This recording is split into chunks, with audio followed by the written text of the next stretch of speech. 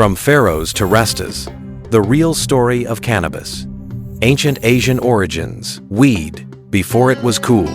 The earliest mention of hemp comes from China around 2,700 years before Common Era. In one of the first herbal texts, cannabis was recognized as a medicinal plant, valued for treating ailments like malaria and constipation. Beyond medicine, hemp fibers were essential for making textiles and ropes, key materials for daily life. Later, in the 2nd century of Common Era, hemp fibers began to be used for producing the world's first paper. So without cannabis, ancient Chinese engravings wouldn't have survived on paper. It's like the earliest form of a photo album, just way older and way more Chinese. In India, between roughly 2,000 and 1,400 years before Common Era, cannabis appears in the sacred Vedas, ancient Hindu texts describing it as a holy plant used in meditation and religious rituals.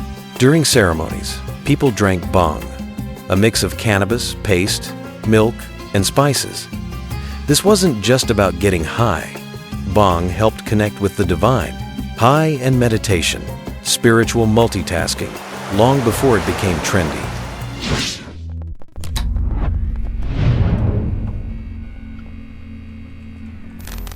Egyptians and Middle East. Ancient hemp hustle. Cannabis also played a role in ancient Egypt. Hemp fibers were used for textiles and ropes, vital for daily life and sailing the Nile. Medical papyri mention cannabis for pain relief, including easing labor pains. Other Middle Eastern cultures, like Persia and Mesopotamia, also knew cannabis, often using it in religious ceremonies. Ancient texts, such as the Talmud, hint at its spiritual importance. Who knows? Maybe Tutankhamun and Nefertiti were frequent users and quite relaxed rulers. That's definitely not something they teach you in history class. Medieval highs, hashish and the Arab world. Fast forward to the medieval period, 6th to 16th century Common Era. Europe barely used cannabis, but the Arab world took it to another level. Hashish, a concentrated cannabis resin, became popular in Persia and the Middle East, often used to reach ecstatic states during religious and mystical practices. Sufi mystics embraced cannabis, claiming it helped them achieve deep spiritual ecstasy. This sparked debate. Some religious leaders condemned it, others accepted it as part of a divine experience. This was the start of the first culture wars around cannabis. This was the start of cannabis drama way before Twitter made it mainstream. Hemp ropes and folk remedies. Europe, 16th to 19th century.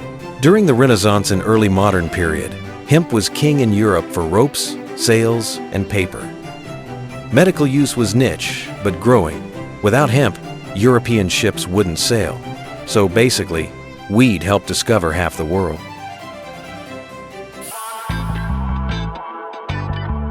The Jamaican connection. Ganja and Rasta roots.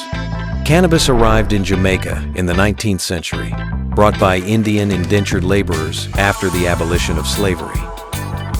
They called it in Hindi ganja. The plant quickly spread across the island and was later embraced by the Rastafarian movement in the early 20th century. For Rastafarians, ganja is a sacrament, a spiritual tool for meditation and connection with Jah, God.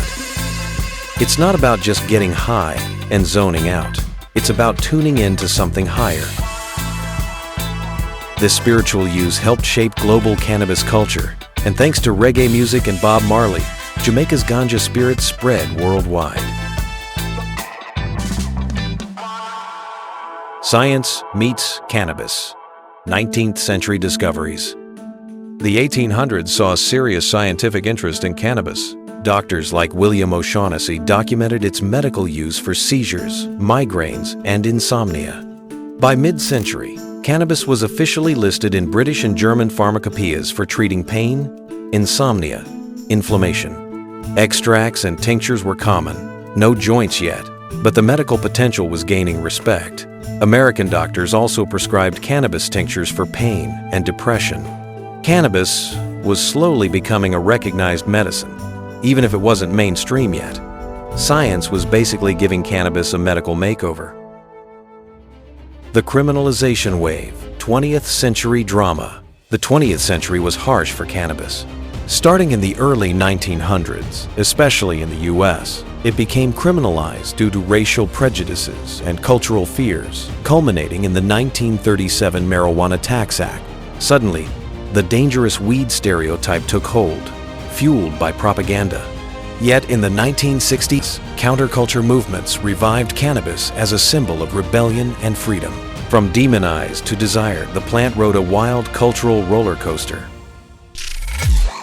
Modern Renaissance, legalization and medicine, 1990-2020. By the 1990s, attitudes began to shift. California legalized medical cannabis in 1996, sparking a global wave. Uruguay has legalized marijuana. It is the first country that has legalized marijuana. Uruguay became the first country to fully legalize cannabis in 2013. But broad legalization momentum really took off around 2017. So Canada, officially the second country in the world to legalize recreational marijuana. Canada followed, legalizing nationwide in October 2018. Today, over 30 U.S. states allow cannabis for medical or recreational use. Suddenly, cannabis wasn't just a plant. It was a multi-billion-dollar industry with more products than a candy store. Cannabis today.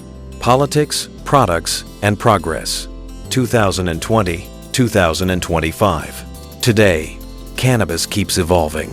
Legal battles continue, but more countries move toward legalization or decriminalization. Mexico, Latvia, Luxembourg, the Netherlands, and Switzerland are expanding cannabis laws. The market is booming with oils, edibles, cosmetics, and wellness products. Yet cannabis remains federally illegal in the U.S., creating a complex legal patchwork. Marijuana has gone from illegal and underground to a mainstream big business, but it's officially still illegal in the eyes of the Fed. It's no longer just a herb or drug.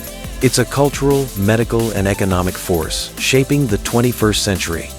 Cannabis has been humanity's companion for thousands of years, from sacred rites to modern medicine. What's next? Full legalization worldwide or new bans? What do you think?